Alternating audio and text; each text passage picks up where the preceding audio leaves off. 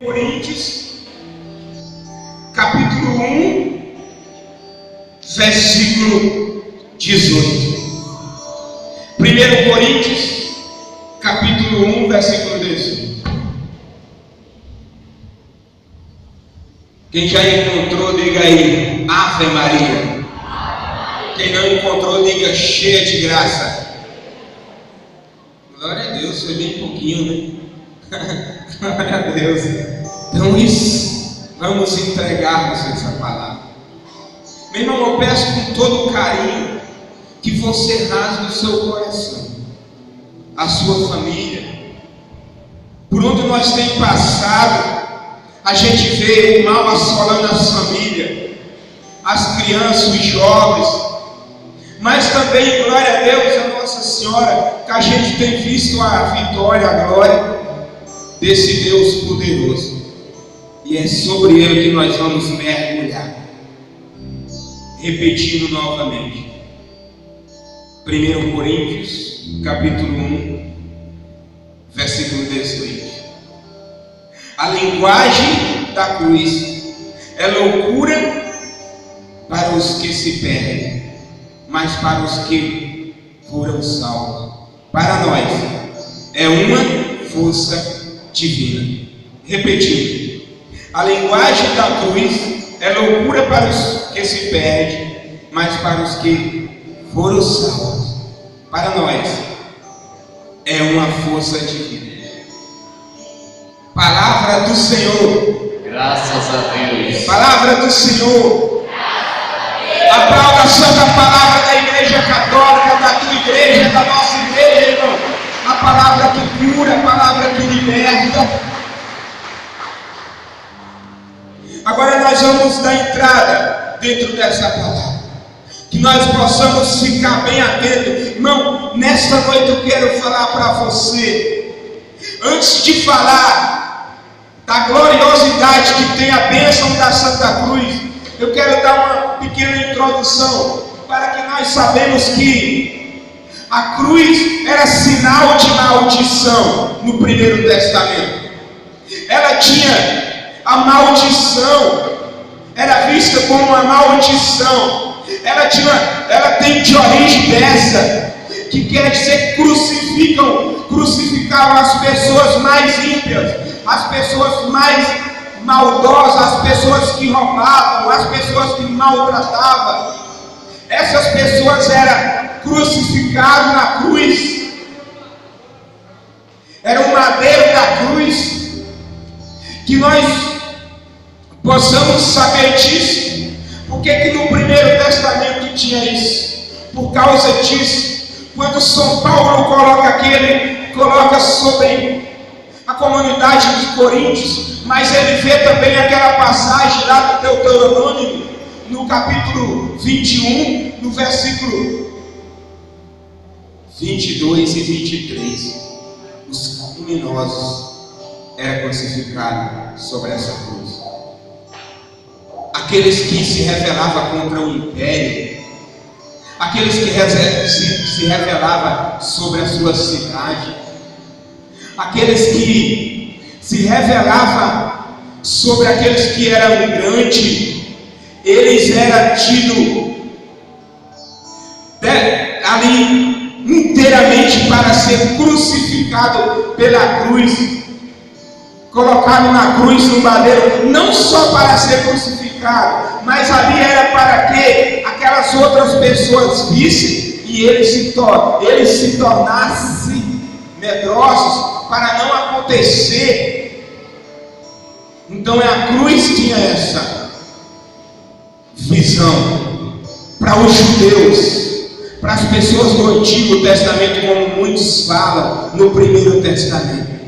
Mas não é essa a história de hoje, porque a história de hoje é Jesus, que morreu sobre nós na Santa Cruz. Morreu para nós, morreu para mim e para você.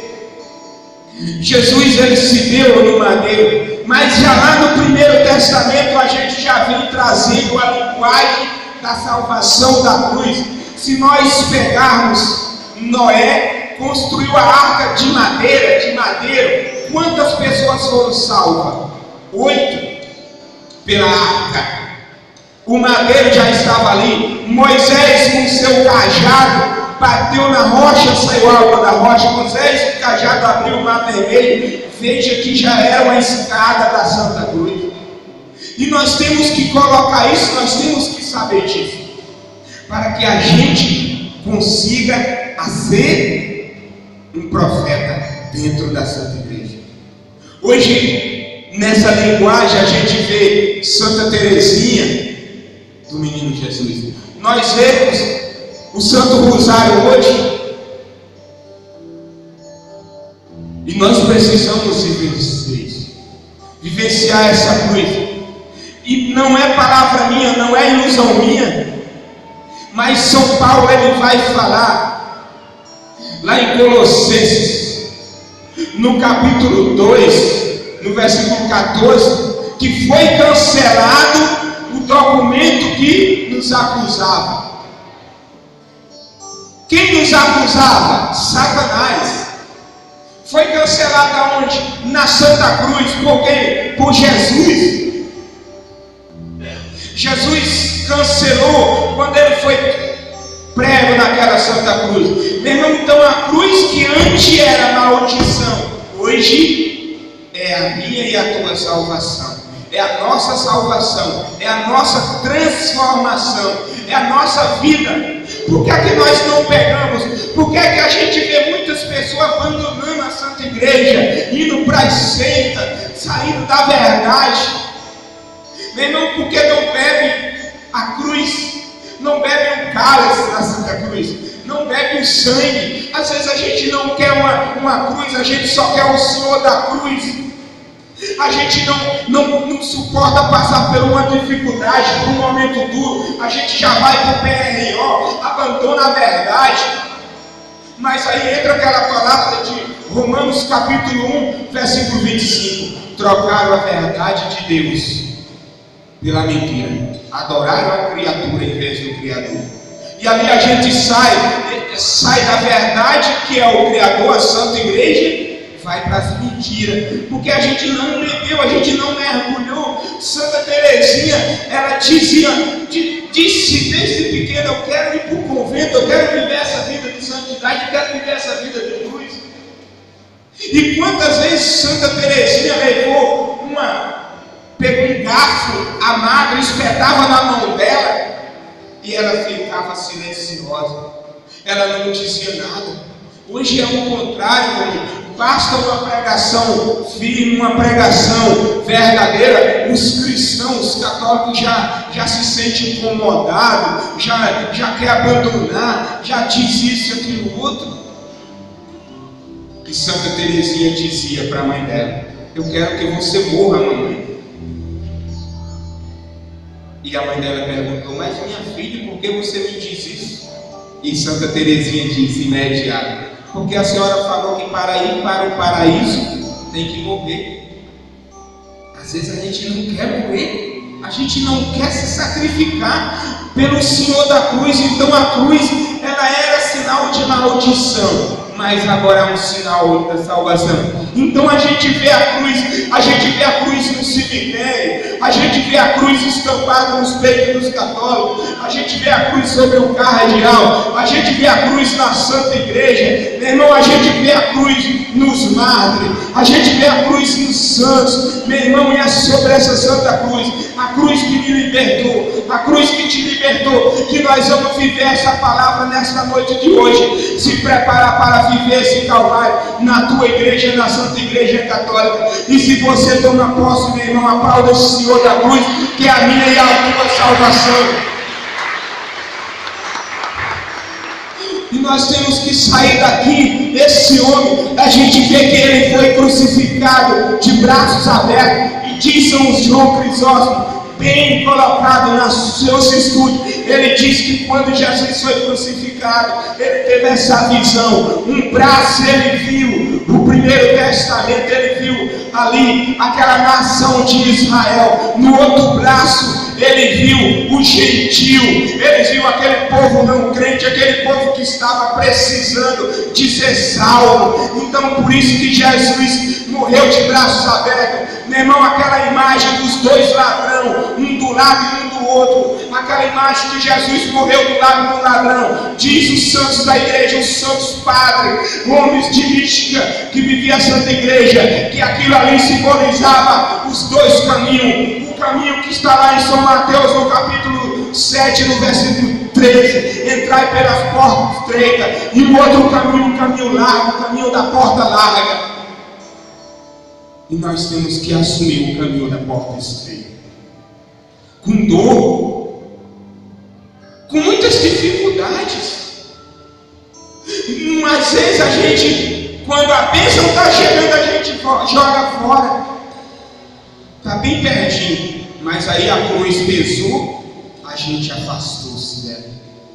Tem Santa Verônica Juliana, ela fez uma cruz de 70 quilos e toda sexta-feira ela fazia a via sacra com aquela cruz nos seus pés, para a mortificação, para a restauração, para a salvação do povo.